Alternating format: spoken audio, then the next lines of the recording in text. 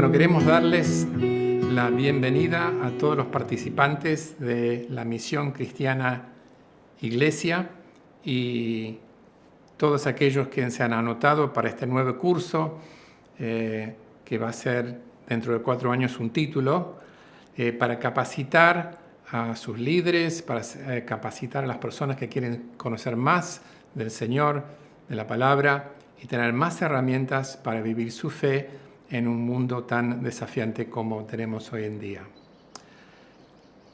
Vamos a empezar nuestro primer módulo, lo llamamos bibliología. La idea es hablar de 10 ideas centrales, claves, para entender qué es la Biblia y por qué es tan importante que nosotros, hijos de Dios, líderes, pastores, podemos o debemos someternos bajo la autoridad de la palabra, conocer su contenido, conocer su mensaje y tener la sabiduría proveniente del Espíritu Santo para aplicarlo a la vida diaria.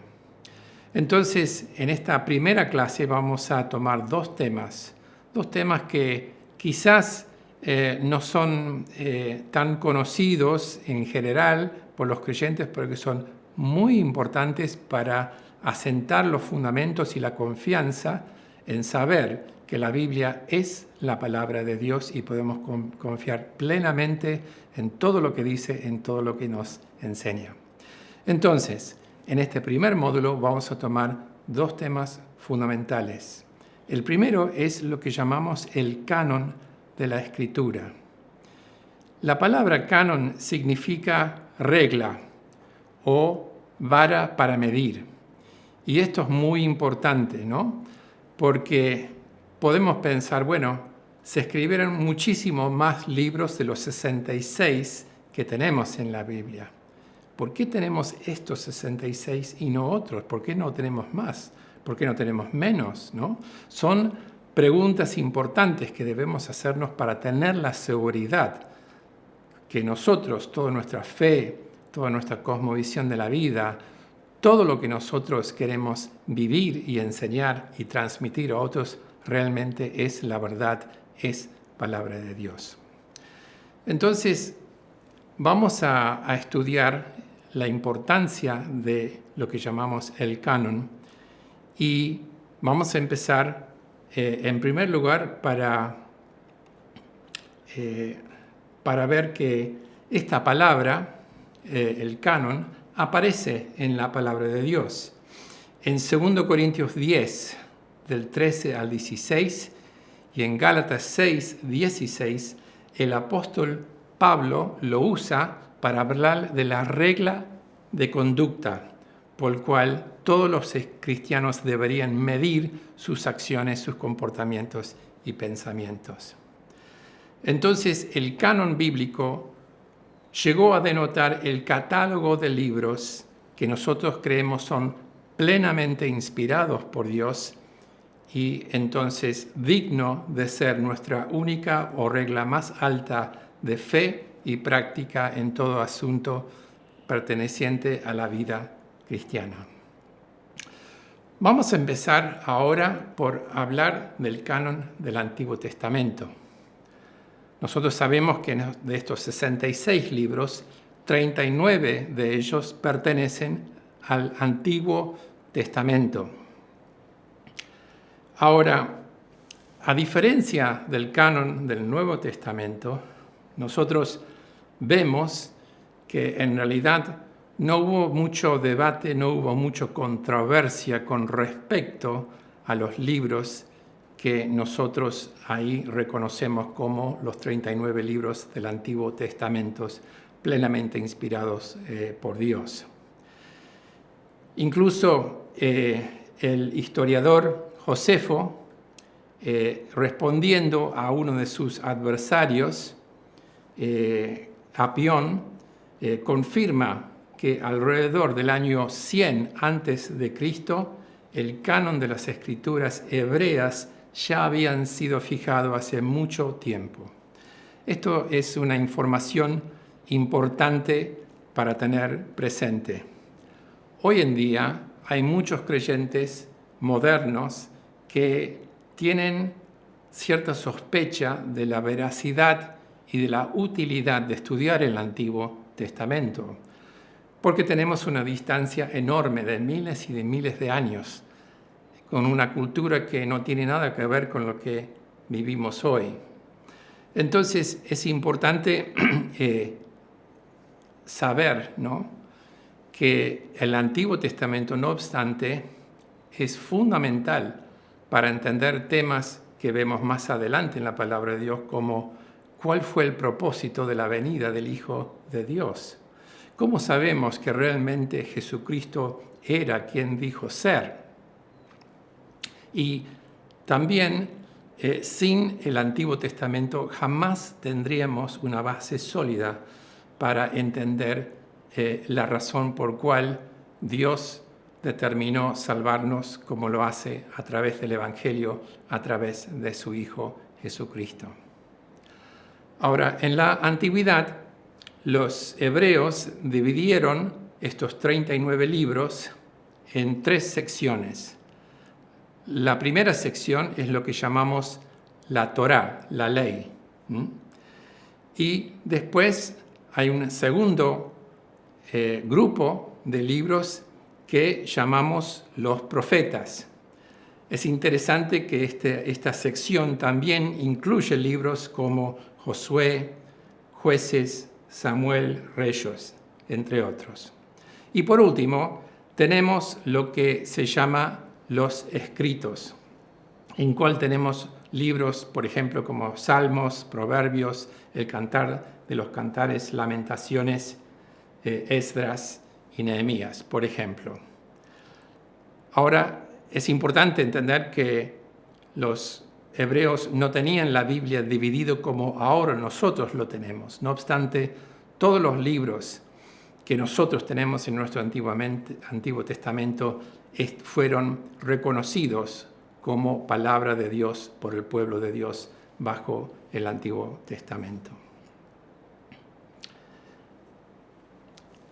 No obstante, tenemos un problema, una diferencia muchas veces de opinión con otros sectores de la Iglesia con respecto a ciertos libros que nosotros los llamamos los libros apócrifos.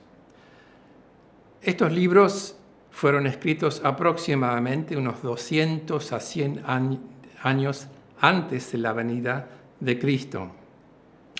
Pero es importante entender que los judíos nunca reconocieron estos libros como inspirados.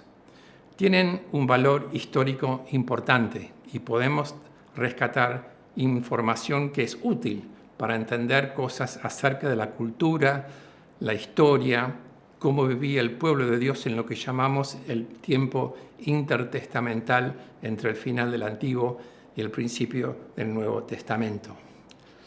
Pero estos libros fueron escritos lamentablemente con muchos errores teológicos y doctrinales por medio.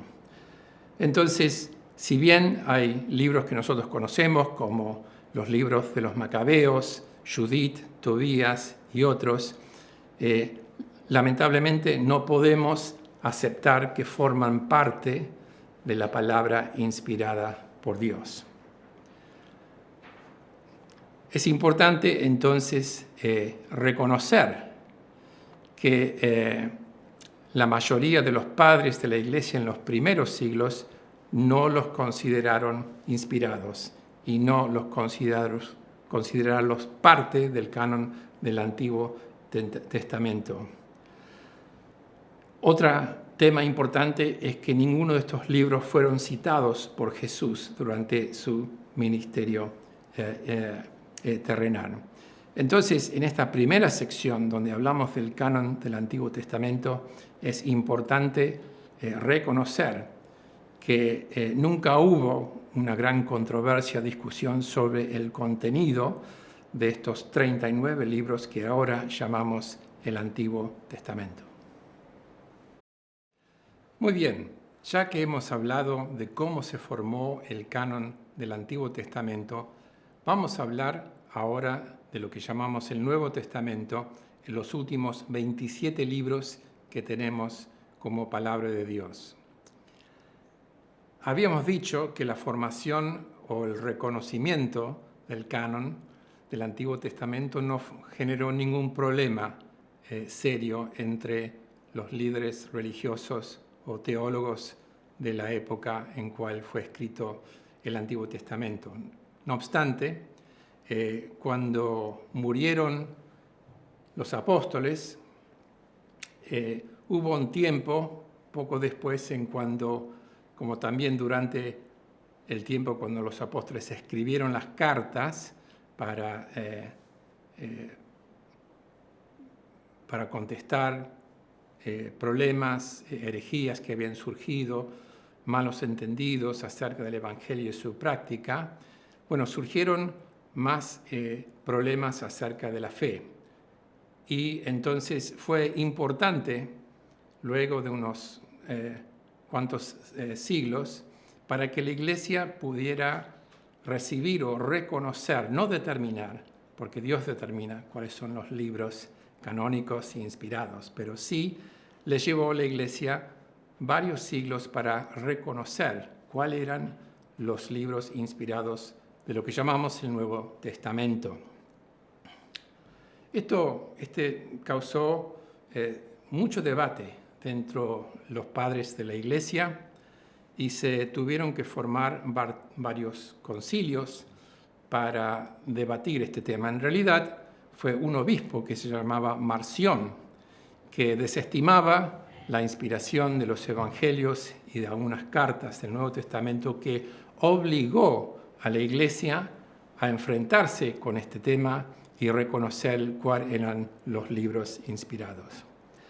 La Iglesia determinó sobre la base de 3 criterios cuáles serían los libros inspirados. En primer lugar, necesitaba cada libro del Nuevo Testamento tener una autoría apostólica o aval de que fue la fuente un apóstol. Por ejemplo, el Evangelio de Marcos, probablemente el primero en ser escrito, sabemos que Marcos no fue designado un apóstol por Jesucristo. No obstante, durante el tiempo cuando el apóstol Pedro estaba encarcelado en Roma, Marcos lo había acompañado, estaba con Pedro en la cárcel. Y él escribió todo lo que el apóstol Pedro le contó acerca de Jesús, acerca de su ministerio, de su vida, y por supuesto, pensando que el Evangelio de Marcos dedica casi la mitad de su Evangelio a la última semana de la vida de Jesús, enfocándose en la pasión de Jesús, su muerte y su resurrección. Pero en segundo lugar, debían los libros ser recibidos como autoritativos por la Iglesia primitiva. Esto significa que cada uno, los padres y los distintos concilios, tendrían que estar de acuerdo en cuál de los libros que debían recibir realmente estaban en acuerdo con la enseñanza de Jesús y los apóstoles. Entonces, esto también era un debate que llevó a la Iglesia bastante tiempo para poder reconocer los 27 libros del Nuevo Testamento que ahora tenemos. Por ejemplo, en los primeros siglos, cartas como la segunda y tercera carta de Juan y la carta a los Hebreos no fueron considerados inspirados y estaban fuera de lo que era el canon de la Biblia. Y había otros libros que ahora no están, en ese momento sí estaban dentro del canon o lo que se consideraba ser inspirados por Dios.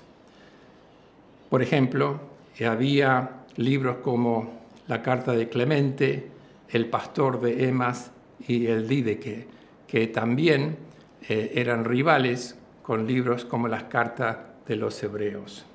Entonces, es muy importante este tema del trabajo que hizo la Iglesia, los primeros padres, en tomar el tiempo para reconocer cuáles eran los libros inspirados por Dios del Nuevo Testamento.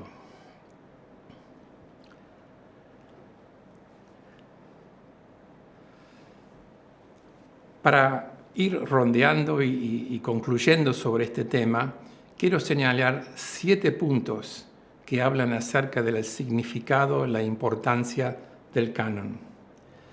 El primer punto es que la Iglesia confesó, pero no determinó cuáles eran los libros inspirados. El único que puede determinar qué es la palabra de Dios es Dios mismo, ¿sí? En segundo lugar, la Iglesia informó al mundo y sigue informándole acerca del fundamento sobre el cual la Iglesia predica el Evangelio y enseña todo lo que el mundo y los creyentes en particular deben saber para ser seguidores de Jesucristo. En tercer lugar, la Iglesia fue la editora, no la autora del canon. Esto de alguna manera estamos reafirmando el primer punto.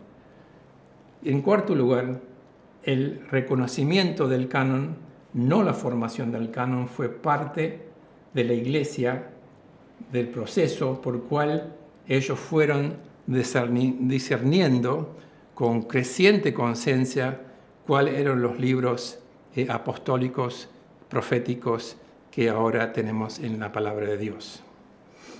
En quinto lugar, es importante entender que el canon debe controlar la Iglesia y no la Iglesia al canon.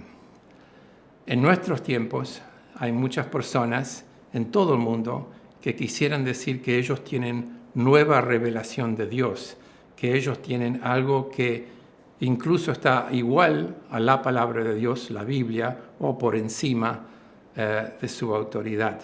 Por eso, este quinto punto es fundamental, que la Biblia es la palabra de Dios y tiene autoridad sobre todo pensamiento, sobre todo acción que nosotros tenemos, y debemos someter todo lo que pensamos, todo lo que sentimos bajo su autoridad.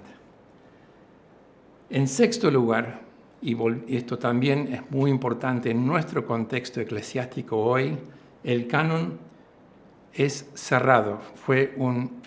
Por única vez fue cerrado después, más o menos en el año 400, y ahora, a partir de ese momento, sabemos que esos 66 libros constituyen la Biblia, la palabra inspirada por Dios. Por eso es importante que nosotros podemos reconocer nuestros límites, ¿no? Y no solamente distinguir entre los libros canónicos y no canónicos, sino señalar los límites sobre cuál nosotros y cómo nosotros nos acercamos a la palabra de Dios. Y por último, el testimonio y los credos de la Iglesia, sus confesiones de fe, siempre deben estar sometidos bajo la autoridad de la palabra de Dios. Si podemos seguir estos siete puntos, entonces vamos a poder con más tranquilidad y con más claridad acercarnos humildemente, pero también con confianza, con esa plena confianza que la Biblia es la palabra de Dios. Nuestro segundo tema en este módulo es lo que llamamos la inspiración de la Biblia. Este es un tema muy importante porque vamos a ver que a lo largo de los últimos 100 años han habido muchos debates por dentro y por fuera de la Iglesia tratando de hacernos creer que la Biblia es un libro falible, con errores, y que no podemos considerar que todo lo que dice la Biblia es confiable para creer que es correcto lo que dice, no solamente en lo que enseña, pero especialmente con respecto a temas que pueden ser considerados como errores históricos. Ahora, nosotros siempre hemos creído, como creyentes evangélicos protestantes, que todo lo que nosotros creemos surge de la Biblia, esta colección de 66 libros que llamamos la Biblia, la Palabra de Dios. Por eso hay un texto fundamental clave en la segunda carta de Timoteo, capítulo 3 y los versículos 16 y 17, y dicen: toda la Escritura es inspirado por Dios y útil para enseñar, para reprender, para corregir y para instruir en la justicia, a fin de que el siervo de Dios esté enteramente capacitado para toda buena obra. Entonces, sobre esta base, y cuando Pablo estaba escribiendo estas palabras, esta carta pastoral a su hijo espiritual Timoteo, al hablar de las Escrituras, eso era un término que se refería al Antiguo Testamento. Entonces Pablo, como Jesús, vamos a ver, claramente creían que lo que ellos tenían como su Biblia, el Antiguo Testamento, era plenamente inspirado por Dios. Ahora, con la llegada del siglo XIX, con todo el creciente movimiento científico, el darwinismo, el creciente lugar que se le daba en la cultura a la filosofía, la modernidad, surgió un movimiento que se llamaba la alta crítica. Y entonces estas personas que formaban parte de una nueva manera de ver la teología, de ver la Biblia, lo que llamamos básicamente el movimiento de la teología liberal, que surgió a mediados del siglo XIX, surgieron este movimiento que se llamaba la alta crítica. Y ellos supuestamente veían que la Biblia contenía errores de información, y por eso, sobre todas las cosas, se atacaba la plena inspiración de la palabra de Dios. A fines del siglo XIX había en el seminario de Princeton un teólogo presbiteriano que se llamaba Benjamin Warfield. Para nosotros en el mundo evangélico protestante era una persona clave, porque él sobre todas las cosas defendía la inspiración y la autoridad plena de la palabra de Dios. Y en un artículo que él escribió acerca de este tema, él resumió la postura a cual nosotros también creemos, diciendo: lo que la Biblia dice, Dios dice.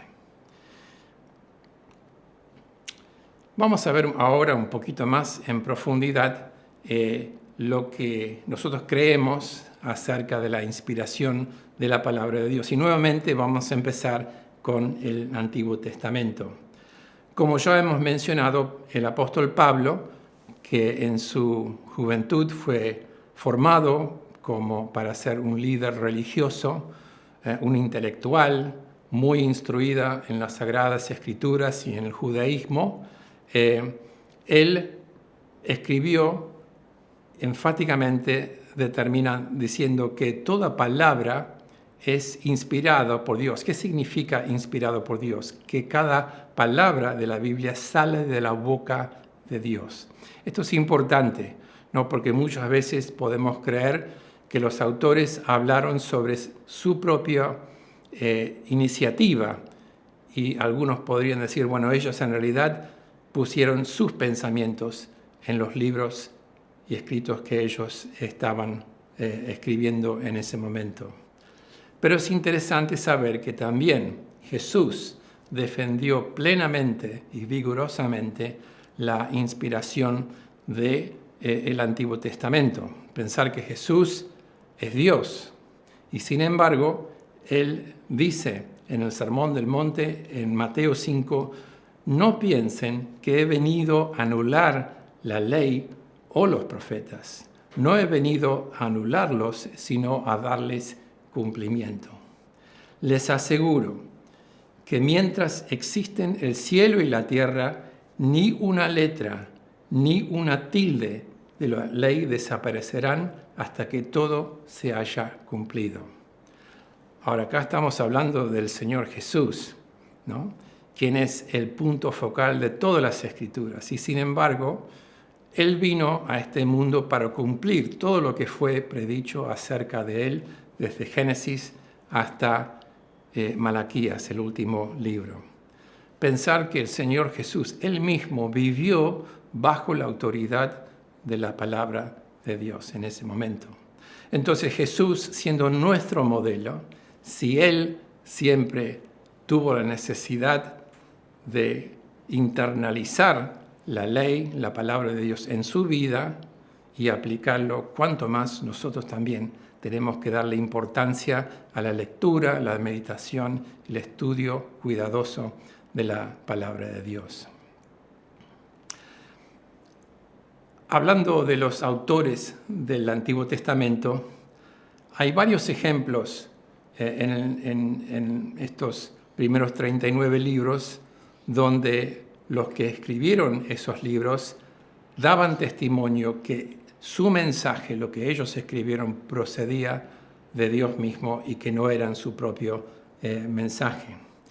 Por ejemplo, a menudo los profetas, cuando hacían un preámbulo para presentar lo que Dios debía decir al pueblo, empezaban diciendo: así dice el Señor.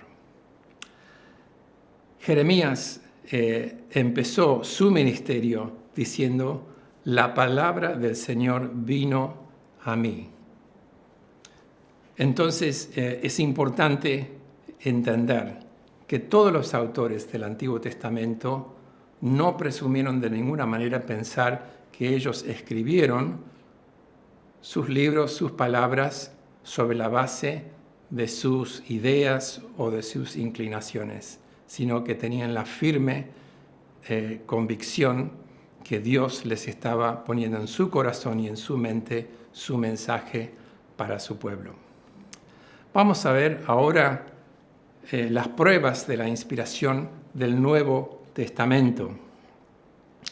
Hay un pasaje muy interesante, ya hemos visto lo que dice Pablo en 2 Timoteo 3, 15 a 17, pero hay otro ejemplo de cómo el apóstol Pedro, en este caso, hace referencia en su segunda carta, en el capítulo 3, y a partir del versículo 15, cuando habla acerca de la sabiduría que Dios le había dado al apóstol Pablo.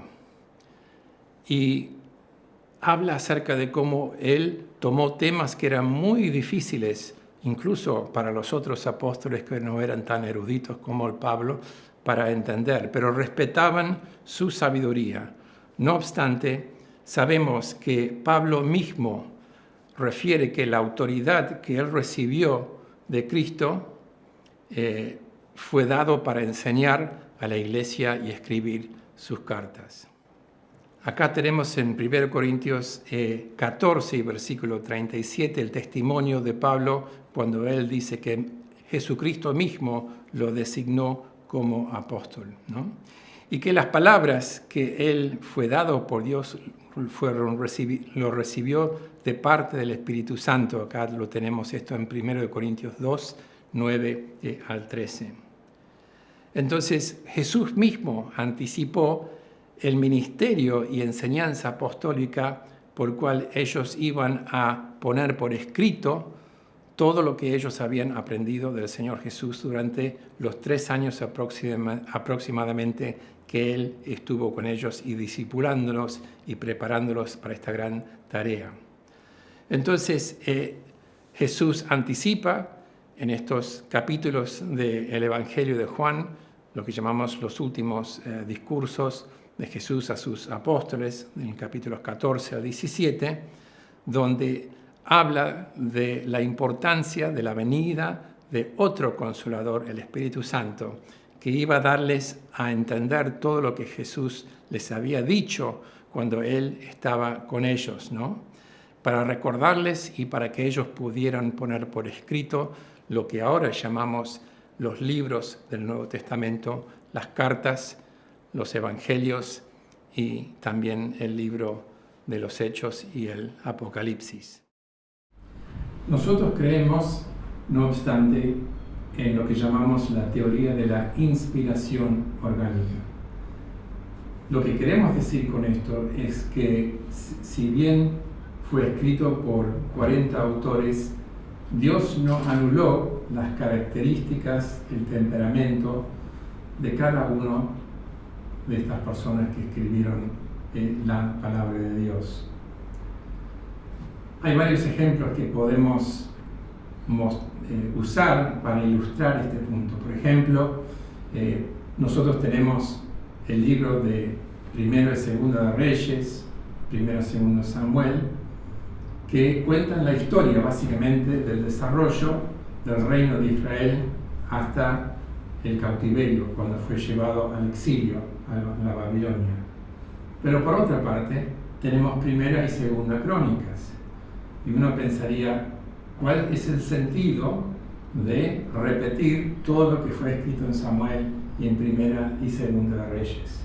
Bueno, acá debemos pensar, nos conocemos bien quién fue el autor de Crónicas específicamente, pero evidentemente fue escrito en un momento cuando era necesario que el pueblo de Dios, el pueblo de Judá en Babilonia, supiera cómo debían vivir en la tierra cuando regresaban del exilio.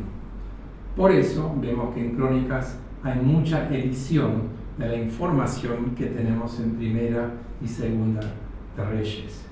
Por ejemplo, el autor hace mucha referencia al templo y la importancia del templo en la vida religiosa y cultural de Israel o del pueblo de Judá. En segundo lugar, casi no menciona ninguno de los actos malvados o las falencias de los grandes héroes de Dios. Más bien, trata de resaltar la buena actitud, los buenos hechos de estos reyes como David, Salomón y otros, que podían ser como ejemplo, como modelo a seguir cuando el pueblo regrese del cautiverio. Entonces podemos ver que lo mismo pasa con los evangelios. Cada uno de los autores tenían una diferente perspectiva que querían enfatizar sobre la vida y el ministerio de Jesús. Y esto nos es muy útil para saber con qué perspectivas cada uno escribió. Por ejemplo, ya hemos hablado de Marcos, que tuvo como referencia a Pedro.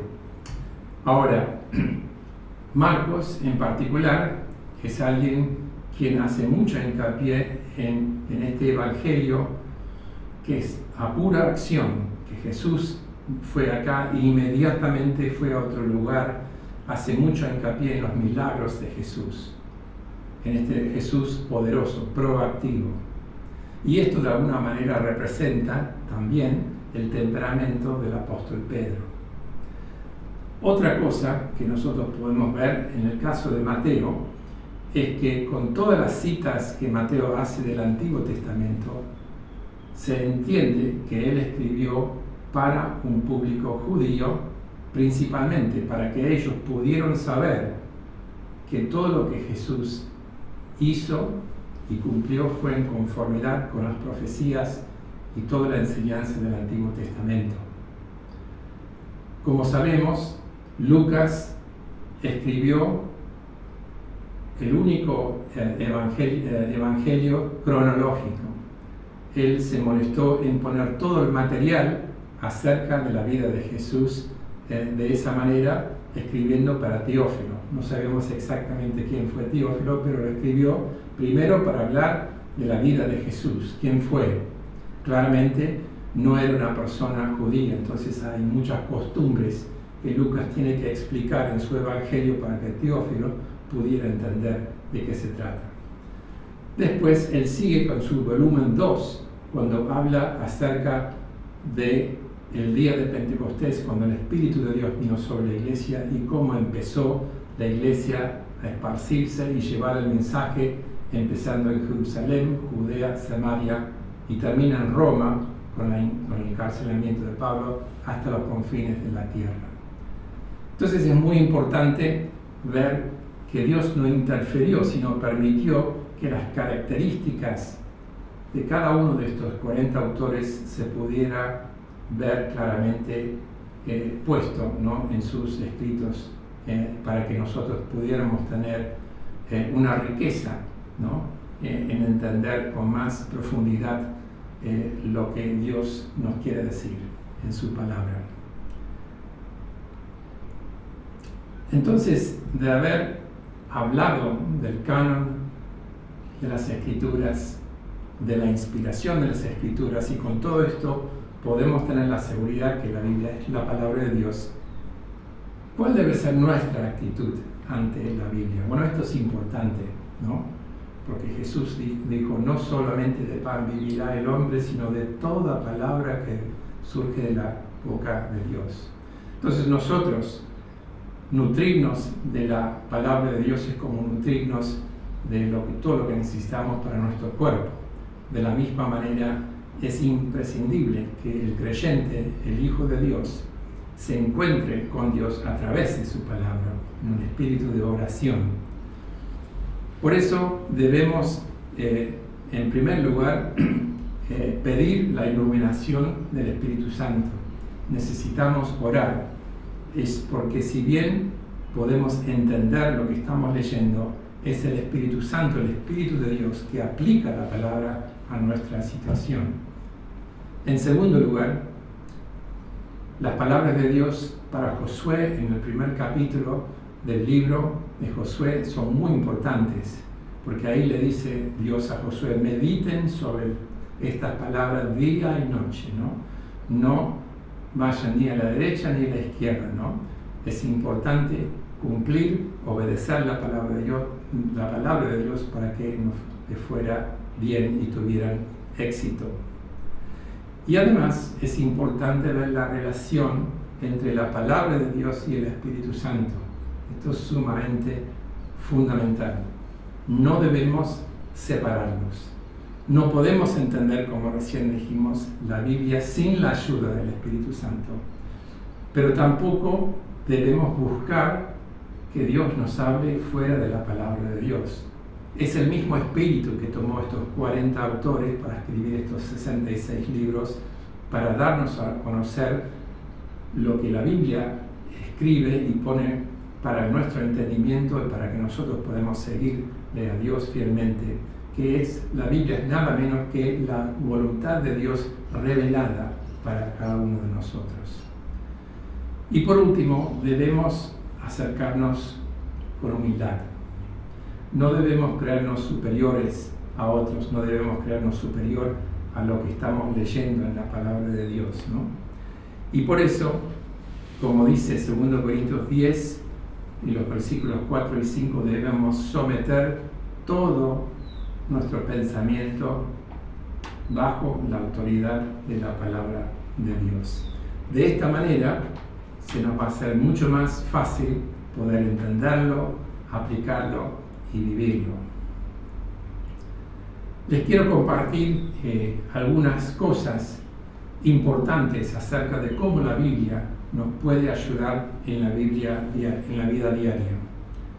En primer lugar, cuando nos maravillamos del poder al oír un misterioso Dios que nos habla a través de la Biblia, podemos ver su revelación, como Él ha revelado su sabiduría concreta para nosotros sobre asuntos reales con cuales nosotros debemos obedecer.